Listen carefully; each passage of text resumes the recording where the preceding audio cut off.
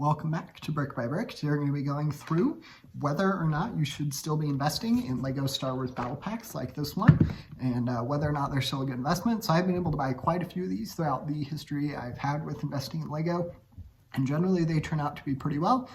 And I've found that they can generally be pretty safe investments. Some of the battle packs do better than others. It's kind of just a waiting game though, generally most of the time. The longer you wait, the more that LEGO Star Wars set or whatever theme it is, it will go up in value. So we'll start out going through a couple of the Star Wars battle packs, and then we'll get to a secondary battle pack from a different theme, just to add a little more perspective.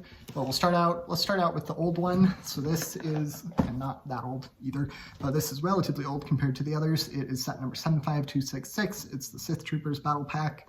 In this case, you get the 3 Sith Troopers as well as the officer figure. And this has been a good set for me. I bought quite a few of them. I've been selling them off kind of slowly but surely.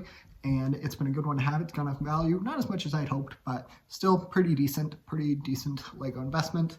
So that's kind of a big selling point to investing in these battle packs. It's just the minifigures, really, they're the driving force behind why a set like this would go up in value in the first place. Generally, it's not the small little build it comes with, although sometimes that can be a great selling point, but that's generally not the main reason it goes up in value. It's because people like to collect the minifigures, and you generally get about 1 minifigure per $10 spent. In some of the other sets, it's not a perfect estimate, but recent, somewhat average. But in these, you get, in this case, I got this retailed for $15, and you get 4 minifigures, so even quite a bit cheaper. You get quite a few more minifigures. I was also able to buy it on sale, so I think I got it 20% off, so even cheaper.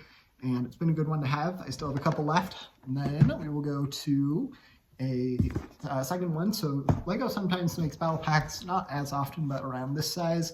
This is relatively unique, but this is the 501st Legion Clone Troopers battle pack. In this case, we get the 4 Clone Troopers plus the 2 battle droids. So if you count the 2 battle droids as figures, we get 6 minifigures.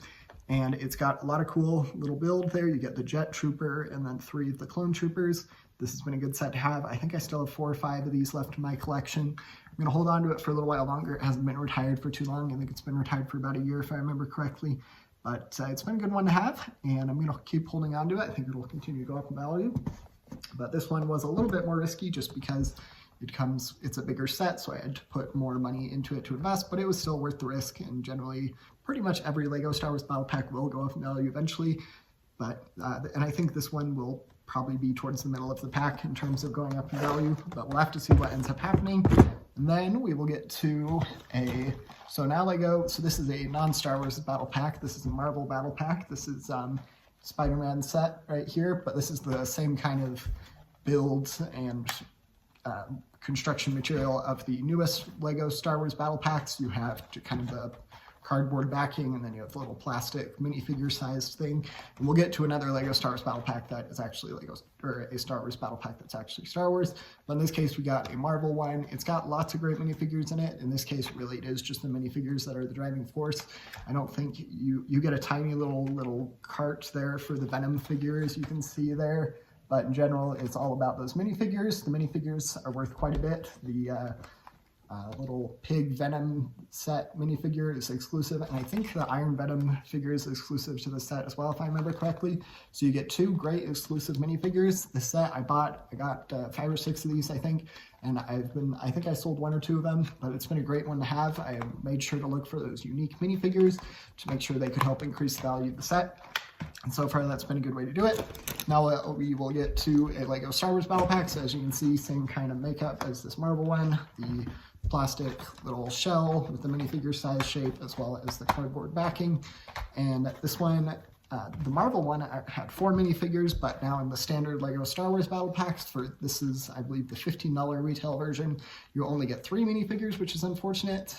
In order to get 4 minifigures, LEGO's made battle packs that cost about $20, which is unfortunate. They increased the price of these. It makes it a little less fun.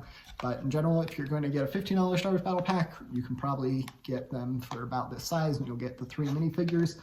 This one hasn't done as well as the LEGO Spider-Man one, just because this one has more exclusive minifigures, but these have both been good ones to have, and I would say if you're able to, adding a couple of these LEGO battle packs can be a great way to add some diversity to your collection. They've certainly panned out well for me and can be a great addition to your investing collection.